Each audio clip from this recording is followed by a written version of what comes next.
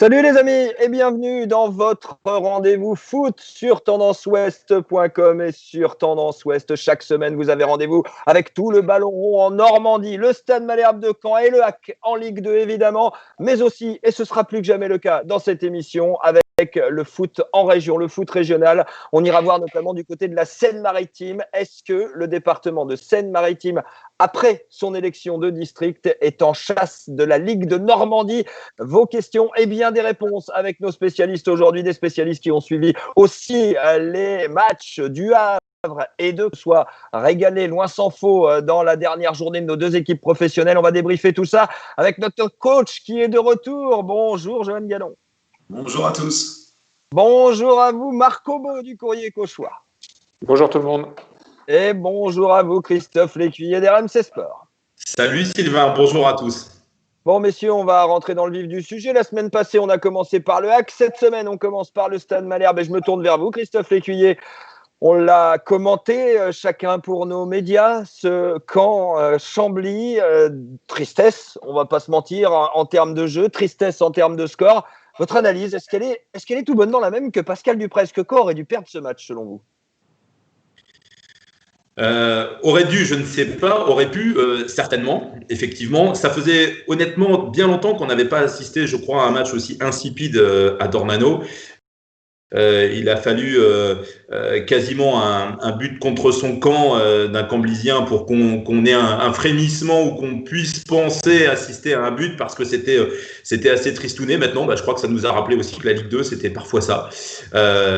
Et que autant il fallait pas tomber dans un triomphalisme débordant après les 3 premières journées, autant je pense qu'il faut pas non plus tout remettre en cause après un match comme celui-là. Pascal Duprat l'a analysé, effectivement, son équipe n'a pas fait un grand match. Vous ne pouvez pas dire autre chose que ça. Ce qu'il va falloir, c'est effectivement que Pascal Duprat trouve les solutions quand ce genre de scénario se reproduira, parce qu'il y en aura d'autres cette saison. C'est une certitude, et force est de constater que face à un bloc regroupé comme celui du FC Chambly samedi, le Stade Malherbe n'a pas réussi à trouver les solutions. Coach Gallon, on a eu un Malherbe sans solution, comme vient de le préciser Christophe Lécuyer. On a eu un Malherbe friable aussi défensivement, et ça c'est peut-être une nouveauté aussi, qui aurait pu encaisser des buts par cette équipe camblisienne. Votre analyse de cette rencontre, c'est laquelle? Moi j'ai un œil différent peut-être du vôtre, et je me mets à la place du groupe, du coach. Je pense qu'il y avait un manque de fraîcheur mentale et physique sur cette rencontre. Faut savoir qu'avec le Covid, on a quand même eu une préparation tronquée, encore plus au haut niveau, où ils ont fait 4 semaines, une semaine de repos, 4 semaines. Ils ont beaucoup travaillé, et je pense qu'il faut prendre en compte aussi tout ça. Et je pense qu'on va tous le rencontrer à un moment donné. Et quand vous avez moins de fraîcheur physique, vous avez moins de fraîcheur mentale, vous êtes moins bon dans vos choix de jeu, vous voyez moins le jeu. Et j'avais l'impression de voir cette équipe de Caen dans cet état d'esprit samedi, parce que ça ne correspondait pas du tout aux autres matchs que j'avais pu voir précédemment, et où je trouvais justement une très bonne dynamique, avec un jeu différent de l'année dernière. Voilà, donc ça peut être ça. Est-ce que Pascal Dupraz n'a pas voulu en parler, mais moi j'ai l'impression que c'est ça. Voilà. Après, je me trompe peut-être, mais j'ai trouvé une équipe en manque d'imagination.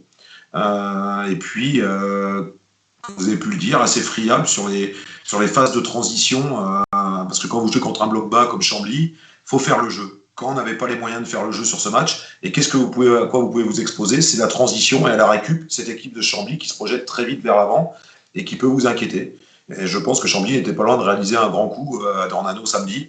Mais il y a aussi autre chose que je vois, c'est que Caen, peut-être que l'année dernière, ce genre de match, ils l'auraient perdu. Et là, ils ne l'ont pas perdu. Donc la série est toujours en cours, et ça, c'est important pour l'état d'esprit. Ça a d'ailleurs été un peu aussi la ligne de communication, Christophe, de Pascal Duprat après cette rencontre. Oui, certes, c'était pas un bon match. Oui, certes, ça a fait 0-0 contre Chambly, sans manquer de respect à Chambly, parce qu'ils sont venus jouer exactement avec leurs atouts. En revanche, quand à 8 points, c'est peut-être ça aussi qu'il faut retenir, Christophe. Et c'est tout à fait ce qu'a dit Pascal Duprat. On ne va pas effectivement revenir en détail sur ses déclarations en salle de presse, mais oui, c'est ça. En substance, c'est ça. Je suis partagé entre le fait que mon équipe soit passée à côté pour toutes les raisons que j'évoquais tout à l'heure et que coach Gallon évoquait aussi. Évidemment, ce manque de fraîcheur, ça fait indéniablement partie des explications. Mais à côté de ça, oui, ne pas tout remettre en cause, car Caen a quand même glané 8 points sur les 4 premières journées. Alors, fallait pas penser tout de suite qu'on allait monter en Ligue 1 en un claquement de doigts après les 3 premières journées. Je pense qu'il faut pas non plus tout remettre en cause après cette prestation. faut encore une fois rappeler que Caen ne l'a pas perdu ce match. Caen aurait pu le perdre, mais Caen ne l'a pas perdu. Caen a enchaîné un nouveau clean sheet.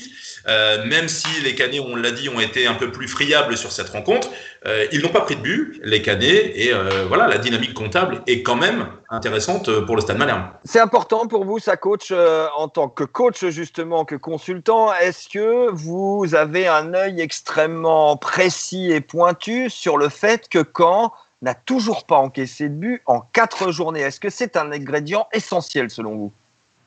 Pas dans la position de Pascal Dupraz et des joueurs de Caen, mais est-ce que c'est quelque chose qu'ils ont vraiment travaillé cette année, d'être plus solide, moins friable, de concéder moins d'occasions, et qu'ils ont vraiment accentué la prépa là-dessus? En tout cas, si c'est le cas, ils sont récompensés parce qu'ils ne prennent pas de but. Puis il faut savoir dans le football que quand vous ne prenez pas de but, vous avez plus de chances de gagner un match.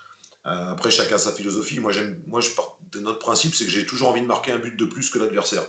Mais quand vous en prenez un de moins que l'adversaire, vous gagnez aussi. Donc, les deux cas se défendent. Mais en tout cas, quand vous avez vraiment une force, ça donne une force au groupe et ça solidifie l'état d'esprit du groupe. On se sent plus costaud. Et je pense qu'à partir de là, on peut développer du jeu, on peut développer autre chose. Vous disiez tout à l'heure, coach, que Pascal Dupraz avait changé, que le jeu de Caen avait changé. En quoi il a changé par rapport à l'an dernier?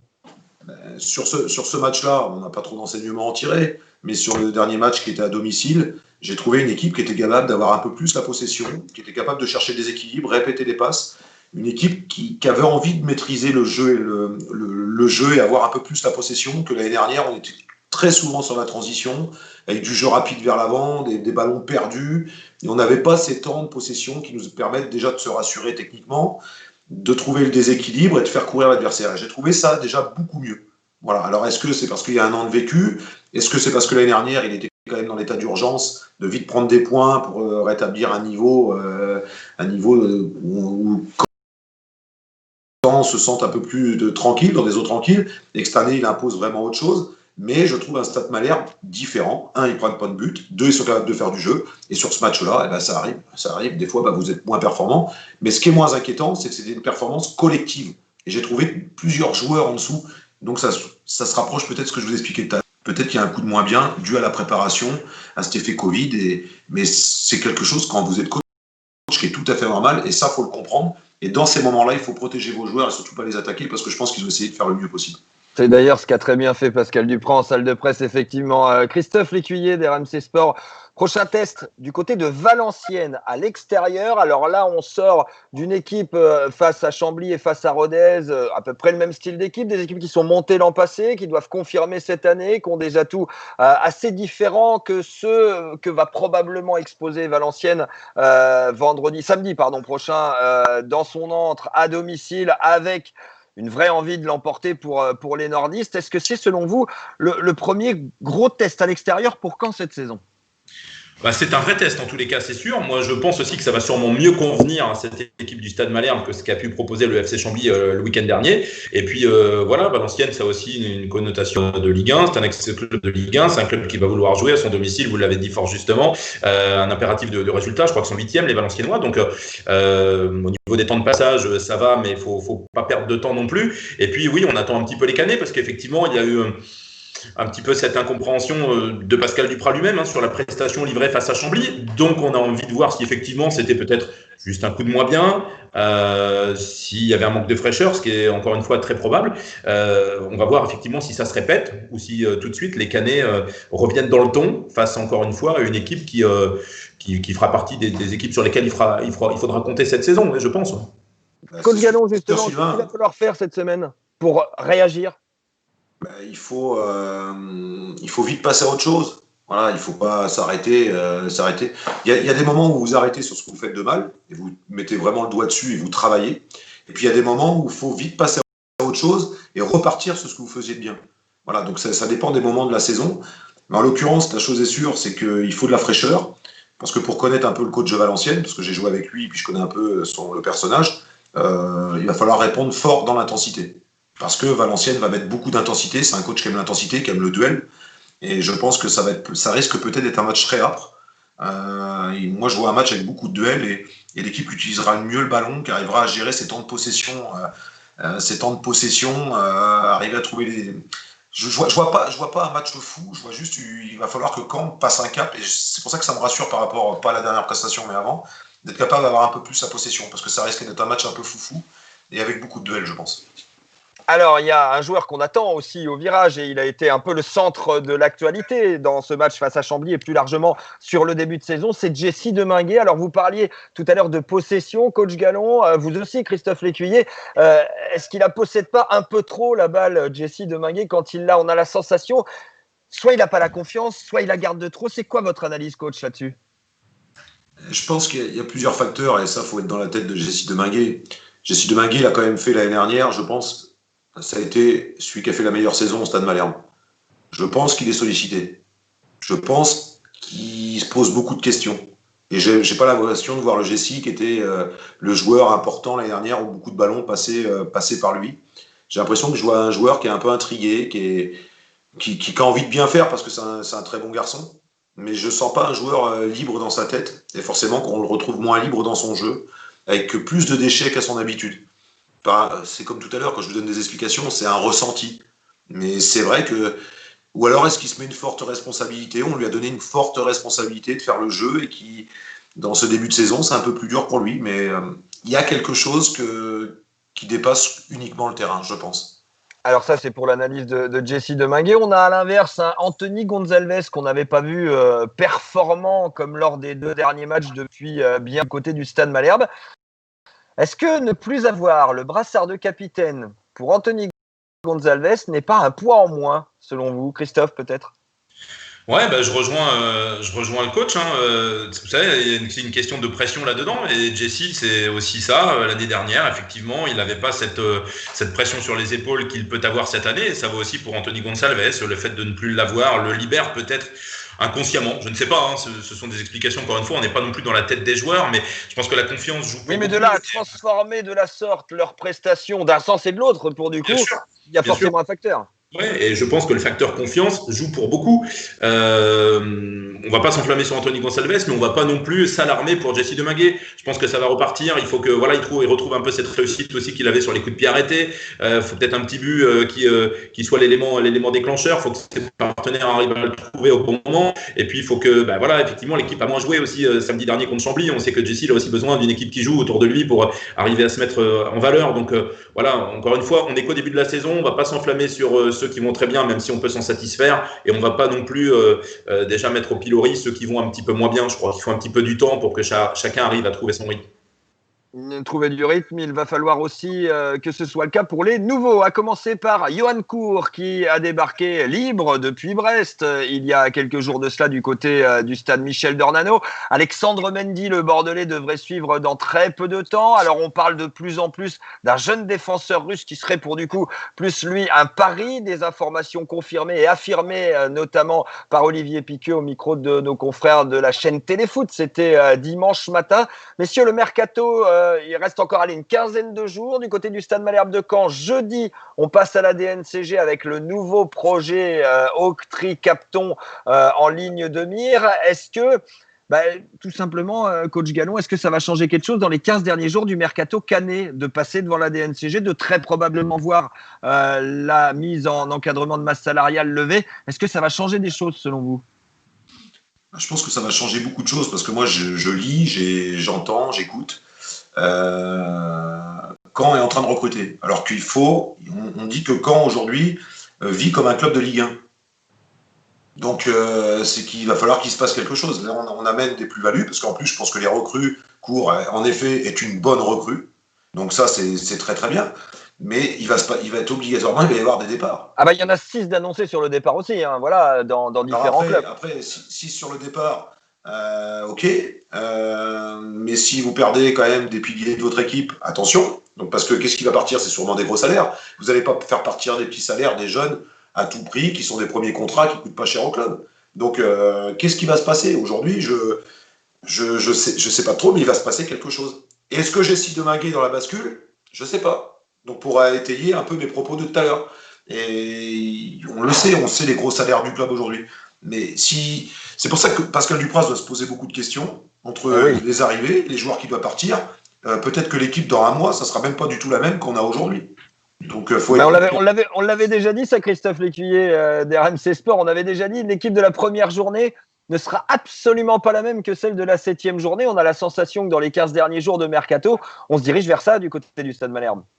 Moi, j'ai cru comprendre qu'on allait prêter 7 joueurs à l'US Granville. Donc, non, je plaisante évidemment, mais oui, là aussi, je rejoins coach. Tout dépend si Caen recrute pour se renforcer ou si Caen va recruter pour compenser des éléments importants de son effectif susceptible de partir. Évidemment, si demain il s'agit de remplacer Prince Onyangé, Jessie Deminguet ou Yacine Bamou, pour citer les trois là, c'est pas la même chose que si vous devez dégraisser votre effectif en libérant 3 ou 4 joueurs qui sont en manque de temps de jeu. Mais cela, il va falloir leur trouver une porte de sortie et on sait que c'est pas forcément chose aisée. On l'a vu quand même depuis 2 ans, quand bien même on peut espérer que l'arrivée d'Olivier Piqueux facilite un petit peu ça. Mais effectivement, l'interrogation aujourd'hui, c'est celle-là. Je rejoins coach, Caen va recruter, mais on sait aussi que Caen a besoin de dégraisser. Or, c'est pas forcément les joueurs qu'on a envie de libérer qu'on va réussir à libérer dans ce money time.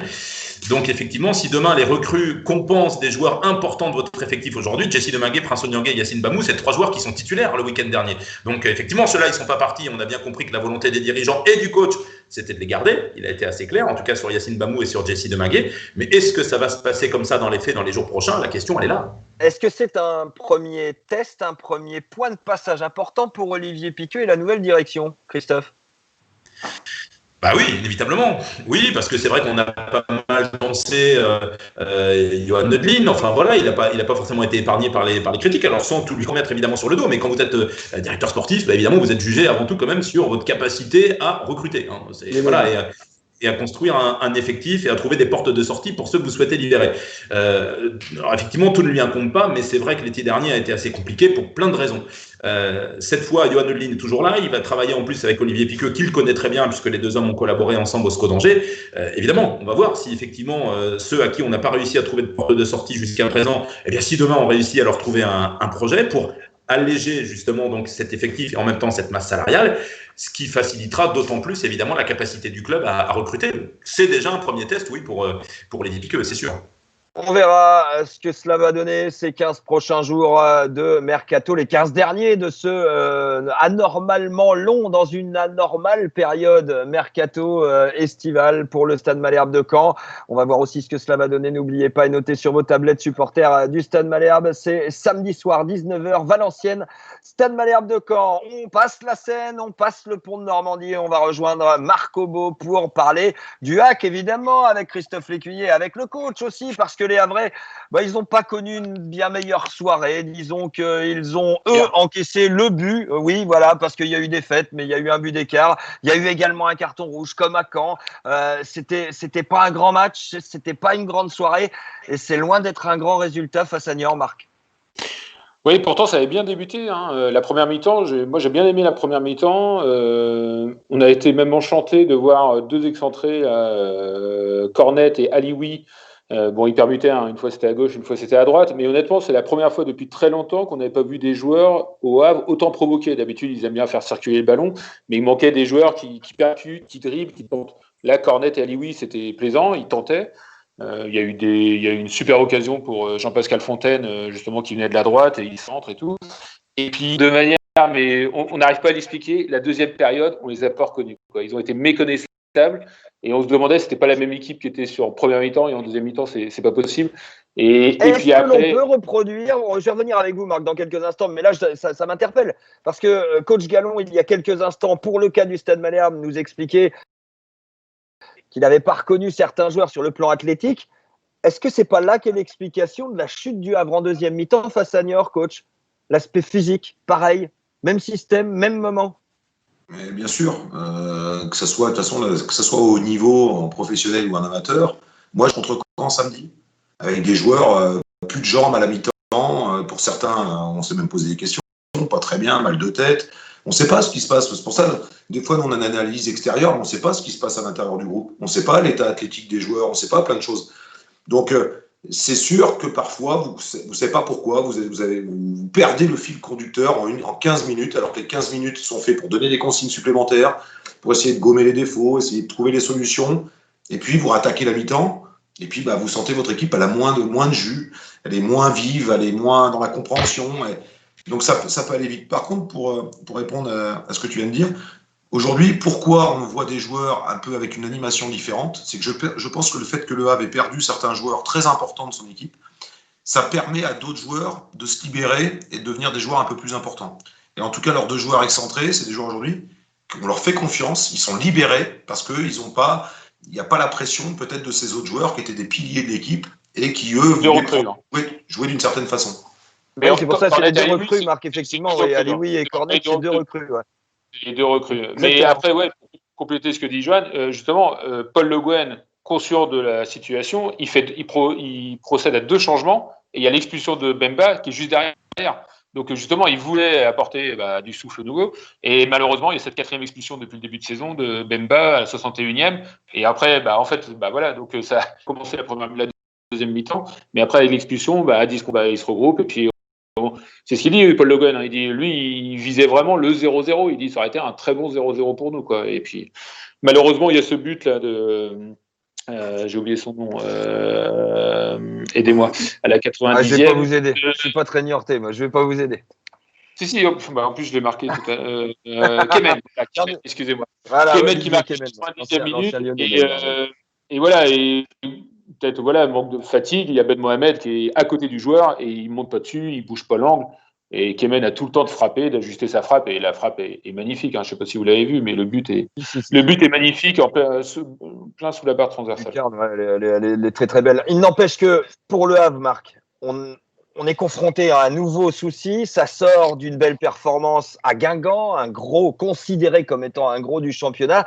Derrière Niort, quand bien même les Niortais, et c'est évidemment tout à leur honneur, ont fait un excellent début de championnat, ça n'en reste pas moins un club qui ne joue pas forcément la montée et n'a pas le prestige des derniers clubs qui sont allés voir la Ligue 1.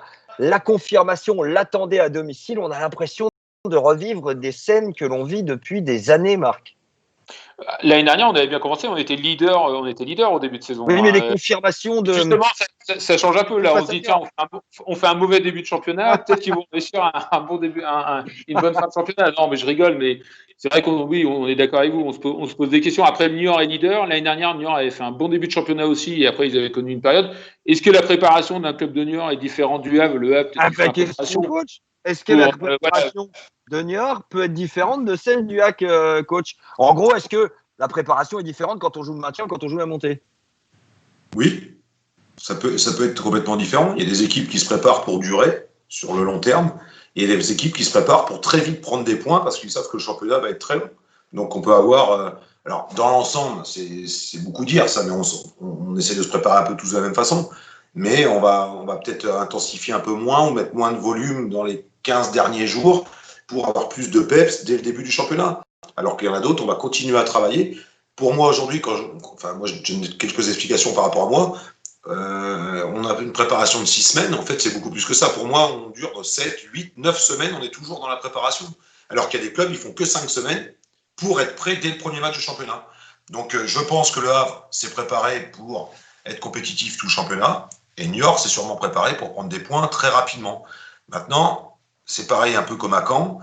J'ai lu une bonne interview de Paul Le Guen dans Foot Normand, où il donne quelques explications. Et je pense qu'il les assume complètement, avec aujourd'hui un club qui mise sur la formation, qui veut recruter mais qui ne veut pas faire n'importe quoi. Enfin, on a une équipe ambitieuse, mais qui n'a pas des folies non plus de grandeur et qui veut construire les choses. Et voilà, faut pas. On met toujours le Havre comme un favori, comme un prétendant. Mais aujourd'hui, est-ce qu'ils mettent tout ce qu'il faut vraiment pour monter? Je ne sais pas, c'est peut-être une autre politique avec de la formation et pas investir spécialement sur des joueurs. Donc, Marc, vous suivez le HAC au quotidien. Est-ce que ça vous parle ce qu'est en train de dire le coach là? Oui, est-ce qu'on surestime finalement le HAC en les catégorisant favoris chaque année? Mais clairement. Et il y a toujours 2 discours. Il y a toujours le président Vincent Volpe qui dit que c'est pas un problème d'argent. Et puis derrière, je reprends la citation de Paul Le Guen à la fin du match. Le besoin de recrutement, il est réel. Il y a un marché extrêmement difficile cette année. Il y a beaucoup d'incertitudes qui pèsent sur le fonctionnement des clubs. Voilà, donc lui, il dit on ne va pas prendre de risques. Et à côté, le président, il dit si. Enfin, nous, ce n'est pas une question d'argent. Donc déjà, quand il y a 2 discours entre le manager général, entraîneur et puis le président, au niveau de l'extérieur, au niveau de la presse, au niveau du grand public. Déjà, on sait que voilà, il y a clairement un souci. Donc oui, c'est une faute de les mettre toujours. Ils donnent pas les moyens. Je reprends ce que dit coach Gallon. On n'a pas l'impression que le président donne les moyens à Paul Le Guen de réussir sa mission. Il est prudent, mais dans ce cas-là, ça serait bien qu'il dise la même chose que Paul Le Guen. Alors, mais il dit pas toujours la même chose, quoi. Moi, je suis d'accord. C'est l'éternel problème aussi. Mais Paul Le Guen, quand il parle, ça correspond tout à fait à ça. C'est que j'ai l'impression qu'il dit des choses, mais au fond de lui, il pense pas ce qu'il dit. Et ouais, il y a quelque chose qui est pas clair. C'est sûr. En tout cas, quand Paul Le Guen dit qu'il est content du projet, de ce qu'il y a à mettre en place, mais je pense qu'il aimerait aussi avoir d'autres joueurs avec un peu plus de vécu et qui lui apportent une ossature d'équipe pour pouvoir jouer les premiers rôles. Donc aujourd'hui, quand vous signez dans un club ou vous prolongez, on vous dit non, on va jouer les premiers rôles. Le coach va dire oui, on joue les premiers rôles. On va pas dire non, je joue pas le maintien. Vous voyez ce que je voulais dire? Il y a tout ça. C'est pour ça qu'on parle de certaines choses, mais il faut vraiment être de l'intérieur pour le comprendre. Oui, mais on n'en est pas moins, coach, évidemment, quand vous dites qu'il faut être de l'intérieur, nous sommes tous d'accord. Par contre, en tant qu'observateur privilégié de chaque rencontre, Marc avec le Courrier Cauchois ou nous-mêmes, au bout d'un moment, les mêmes problèmes ressurgissent toujours, les mêmes paroles ressurgissent toujours. Marc vient de donner la réaction de Paul Le Guen après le match face à Niort, mais c'est la même que celle que Paul Le Guen nous avait donnée à la sortie du match de préparation à Caen, et on était en plein été avec les mêmes problématiques. Donc il y a un moment, force est de constater peut-être, et là Marc, oui, je vous rejoins, peut-être que l'on donne trop de crédit et que ça doit mettre trop de pression quelque part au Havre. Clairement, ouais. C'est vrai que tout à l'heure, je vous entendais parler des mouvements à Caen. Peut-être qu'il va y avoir des départs, mais ça fait un peu rêver, toi, quand vous annoncez que le Caen cherche à recruter. Nous, on se demande. Enfin, on va calmer les ardeurs parce que les 3-4 dernières années à Caen, les recrutements, on ne peut pas dire que ça a été une savante réussite non plus. Vous voyez, il y a eu beaucoup de mouvements, mais on ne peut pas dire que ça a été de la grande réussite non plus, quoi. Non, mais c'est pour ça. Mais clairement, là, c'est l'attaquant qui cherche, là, parce que Jamal Thierry, le jour où Jamal Thierry se blesse, pour l'instant, il joue, il est pas blessé, il est pas suspendu. Mais le jour où il joue pas, on n'a pas de neuf. Hein. Il y a pas d'attaquant de pointe. Là, on joue qu'avec une seule pointe, et c'est vrai que le système de jeu a été changé. Mais voilà, le jour où il se blesse, je ne sais pas comment on fait. Bon, 2 matchs attendent nos amis Hackmen, Marc, coach Gallon et vous, Christophe Lécuyer aussi. 2 matchs à l'extérieur d'affilée, à Nancy et au Paris FC. Marc, c'est gros programme là. Ouais, gros programme, mais c'est peut-être une bonne nouvelle finalement, parce que peut-être que le système de jeu du Hack se prête à jouer en contre, à laisser le ballon à l'adversaire. On l'a vu à Guingamp. Hein. À Guingamp, et en plus, Paul Le Guen l'a dit, c'était prévu. Il voulait jouer comme ça. Bon, il y avait certains points qu'il n'avait pas appréciés. Mais voilà, avec Cornet et Alioui, pour les avoir vus là, parce que bon, quand on regarde le match à la télé à Guingamp, c'est pas pareil que le voir en réel au stade Océane. Oui, c'est clair que ça peut être une très bonne chose. Nancy, bon, en plus, je vois, ils ont gagné leur premier match là contre le Paris FC, qui était leader. Et après, on va au Paris FC. Mais non, je me dis, finalement, ça peut être un bien pour un match de jouer à l'extérieur pendant 2 journées. Là. On a l'équipe pour leur faire mal. On a l'équipe pour leur faire mal. Faire un peu la cerise du côté du Havre, 2 fois à l'extérieur, c'est pas plus mal finalement. Moi, je préfère jouer à domicile qu'à l'extérieur, hein, mais c'est beaucoup plus simple. Maintenant, quand vous êtes à domicile, alors c'est marrant parce que on y reviendra sûrement tout à l'heure, mais dans ma formation, il y en a qui ont fait des études. Pourquoi, quand on jouait à domicile, on était performant et l'équipe jouait, et pourquoi on jouait à l'extérieur, on n'était pas capable de reproduire le même jeu. C'est quand même incroyable. Juste le fait qu'il y ait la famille dans les tribunes, sa femme, ses enfants, et qu'on est autour de gens qu'on connaît, peut arriver à avoir un déclic psychologique dans la tête des joueurs. C'est quand même incroyable quand on entend ça. Maintenant, est-ce que le jeu du Havre aujourd'hui correspond mieux à une équipe où ils vont jouer une équipe qui joue, qui va faire du jeu, qui va se déséquilibrer pour être dans la transition et l'attaque rapide? Peut-être. Donc, est-ce qu'en ce moment, d'aller jouer à l'extérieur correspond un peu mieux à ce qu'ils recherchent? Je suis d'accord. Maintenant, il y a un truc important, c'est que je pense que moi, il faut du contenu. Il faut de la régularité dans la performance pour pouvoir progresser. Et j'ai l'impression qu'aujourd'hui, il y a des hauts, il y a des bas, il y a des hauts, il y a des bas. Donc, on manque de régularité dans la performance. Donc, les joueurs n'arrivent pas non plus, dans ces circonstances, à trouver des choses positives qui vont permettre de continuer d'accroître ce jeu. Mais que ça vaut aussi pour quand? C'est le contenu et de répéter, d'être de plus en plus performant. Et aujourd'hui, on est un peu en dents de scie. Mais tout ça, encore une fois, pour les 2 équipes, est-ce que ça ne vient pas de la préparation, du Covid et d'un état de fatigue du week-end dernier? Parce que j'ai l'impression que c'est pas l'état de fatigue du week-end dernier, il est à la fois au niveau professionnel, mais il est à la fois au niveau amateur. Donc il y a peut-être quand même des choses qui correspondent. Il y aurait bien une corrélation, effectivement. Dernier sujet, messieurs, on va venir dans notre région. Il s'est passé déjà pas mal de choses. Vous le savez, on est en plein dans les élections, les réélections de district et de ligue. On est dans ce qu'on appelle une année olympique. Les mandats s'achèvent, d'autres vont prendre cours. Marc Obo du Courrier Cauchois, vous étiez du côté de la Seine-Maritime ce week-end avec une élection coup de tonnerre, j'ai envie de le dire comme ça. Romain Ferré, le jeune président de Ménil-Lénard et sa liste, sont devenus les nouveaux maîtres du football en Seine-Maritime puisqu'ils ont accédé, et de manière extrêmement large face à la liste conduite par Jean Liberge, le président sortant, ils ont accédé, cette liste de Romain Ferré, aux responsabilités du district de Seine-Maritime. D'abord, vous étiez là-bas, seul journaliste. Marc, racontez-nous un peu l'ambiance dans cette élection de district. L'ambiance déjà c'était masqué, hein. C'était impressionnant, mais il y avait beaucoup de monde. Moi je suis arrivé à 18h10, c'était 18h30, il n'y avait pas de place sur le parking. Donc déjà ça c'est un signe. Il y avait beaucoup de monde. Romain Ferré avait lancé beaucoup d'appels en disant au club venez, malgré le Covid venez masquer, mais il faut du monde. Son appel a été entendu. Il y avait 232 clubs représentés, il y avait 1428 voix sur 1569. Donc 91% ça avait une portée, des voix, oui, c'est ça. Voilà, donc comme il y avait des colistiers qui disaient voilà, ça a une portée cette élection, quoi. Ils sont présents, voilà. Et puis en fait, dès le début, on a compris qu'il se passait quelque chose parce qu'il y a le rapport moral de Claude Michel, qui est maintenant secrétaire général, qui fait son rapport moral et il a été approuvé pour 57 petites voix, 693 contre 636. Ça a été, il y a eu des petits applaudissements. Il y avait un malaise qui commençait à arriver dans la salle. Et après, il y a eu le rapport financier voté contre. C'est quoi les chiffres? 608 contre 730. Et alors le budget prévisionnel, 304 pour, 1058 contre. C'est à quelque chose près. Ce qui allait se produire. C'est à quelque chose près. Et 1060 voix et 331 pour Liberge et 1060 voix pour la liste de Romain Ferré. C'était pareil. Et donc là, on a entendu, il y a eu un bruit dans la salle et tout le monde avait compris. Et après, il y a eu un long monologue du secrétaire général, alors qu'on attend, les représentants de club attendaient qu'une seule chose, c'est de voter. Et puis, voilà, donc est apparu après sur le grand écran 1060 voix pour la liste de Romain Ferré et 331 pour la liste de Jean Liberge. C'était une évidence. Pourtant, Romain Ferré a parlé, parce qu'ils ont eu, c'était en accord, hein, ils s'étaient mis d'accord les deux candidats pour parler, alors que normalement c'est pas prévu dans les statuts. Et Romain Ferré, qui est pourtant très à l'aise, hein, vous allez apprendre à le connaître. Et j'ai trouvé, il n'a pas été bon en fait au micro. Il avait la voix qui tremblait, on sentait un peu, il était tendu. Et après il m'a dit, non, c'était de l'émotion en fait. Il dit, c'est vrai que je suis pas habitué, et il n'était pas habitué. Et pourtant Jean Liberge, il a fait son speech naturellement.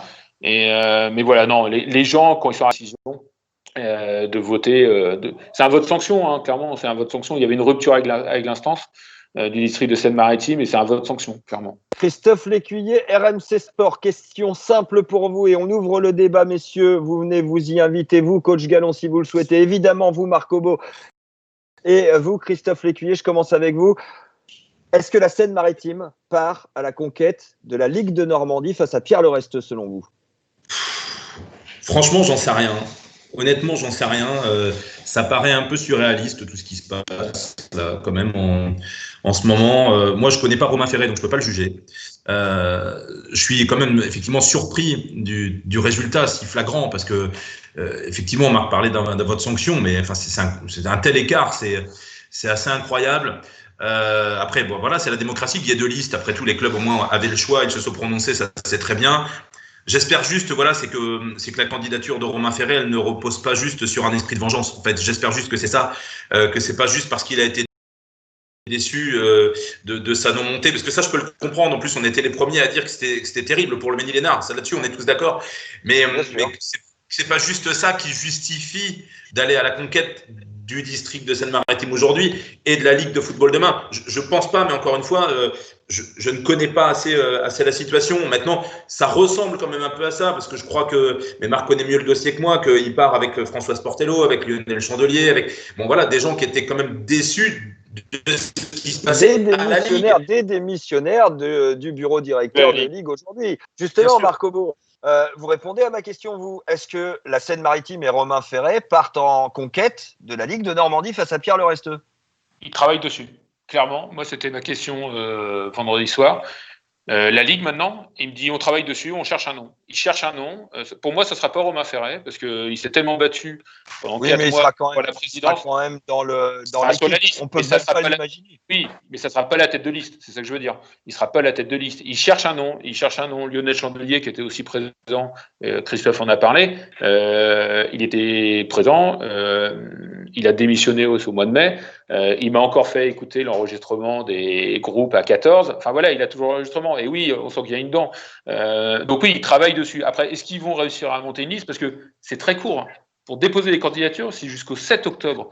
Et l'Assemblée générale, c'est le 6 novembre. Là, la liste, là, ils ont pas arrêté de me répéter, pour la Seine-Maritime, ils ont travaillé pendant 4 mois. Ils ont fait une véritable campagne électorale, du lobbying, ils ont été voir tous les clubs et tout. Là, donc vous êtes en train de me dire, Marc, que c'est pas possible de faire la même chose en 15 jours avec un territoire de 5 départements. Parce que, faut être clair, Romain Ferré, il est très connu en Seine-Maritime, très connu dans l'Eure, mais pardonnez-moi de vous le dire, Marc, et vous êtes très bien placé pour le savoir, dans le Calvados, la Manche et l'Orne, on ne le connaît pas, Romain Ferré. Mais justement, c'est pour ça que c'est la force de Pierre Le Resteux. Après, c'est vrai que nous, en Haute-Normandie, alors là, je vais faire haute et basse, okay, il y a eu la réunification, mais haute et basse. De toute façon, les Hauts-Normands ont toujours l'impression que la Ligue de Normandie appartient aux Bas-Normands. Et qu'en fait, les Hauts-Normands sont fait avoir. Vous pouvez Christophe, le dire. C'est vrai ça, les Hauts-Normands sont fait avoir. Vous pouvez parler avec tous les clubs, on a cette impression-là en Normandie. Donc voilà, et c'est vrai que voilà, il y a quand même cet avantage que la Ligue de Normandie est à Lisieux, c'est Pierre Le Resteux. Enfin voilà, c'est quand même un avantage. Donc on est dans ce que vient de dire Christophe. Christophe, là, dans ce que développe. Ce n'est pas une vengeance. On est dans cette idée-là, en fait. Dans le duel, mais pas la vengeance. C'est pas une vengeance.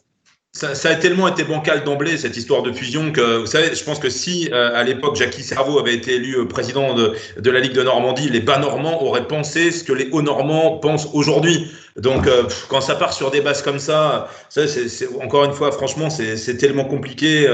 Maintenant, voilà, je vous dis, j'espère juste que ça ne s'appuie pas juste sur un esprit de vengeance, parce que ça ressemble à ça. Mais vu de l'extérieur, encore une fois, nous on est dans le Calvados.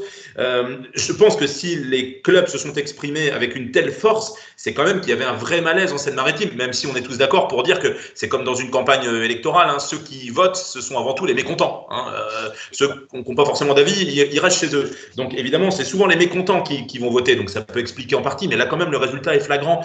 Mais oui, je reviens à ce que... Précision quand même, ça va être rock'n'roll, parce que Romain Ferré, il va quand même devoir cohabiter un temps soit peu avec Pierre Le Resteux, parce que le président du district, il siège de plein droit au comité directeur de la Ligue. Donc ils vont quand même se retrouver tous les deux autour de la table pendant quelques temps. Donc ça promet quelques comités directeurs animés quand même en Ligue de Normandie.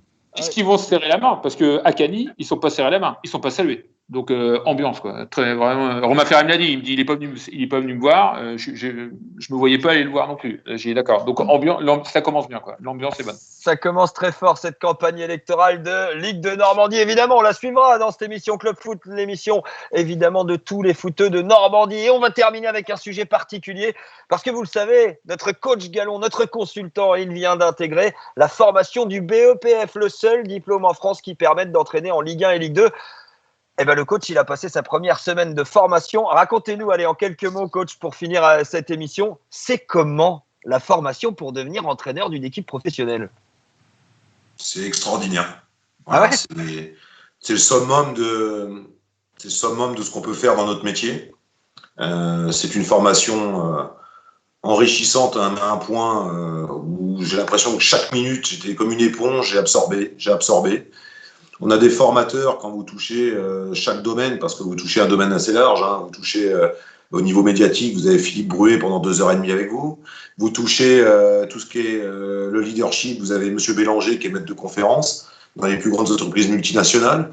Enfin, tous les domaines que vous touchez, parce que il y a la partie entraînement, mais il y a toute la partie médiatique, cohésion, langage, enfin tout est abordé et vous êtes avec les meilleurs. Donc vous pouvez que écouter, que progresser. Ça, c'est la première chose.